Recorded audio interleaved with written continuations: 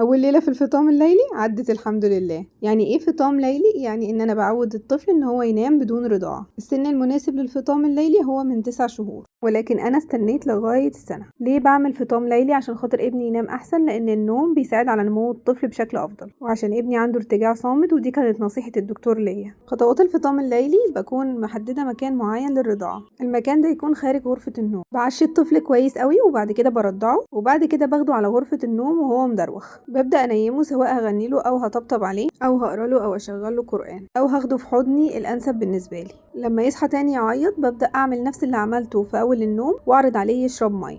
اول ليله بتبقى اصعب ليله، زي الليله اللي انا مريت بيها. ابني صحي حوالي 8 مرات، يعني كل من ساعه لساعه ونص، وكنت بطبق الروتين اللي انا قلت لكم عليه. يا ريت تشجعوني في الكومنتات ان انا اكمل، وتقولوا لي هل حد فيكم جرب يعمل الفطام الليلي ونجح معاه والطفل صحته بقت احسن وبقى بينام احسن. استناكم تكتبوا لي في الكومنتات وتتابعوني اليوم بيومه.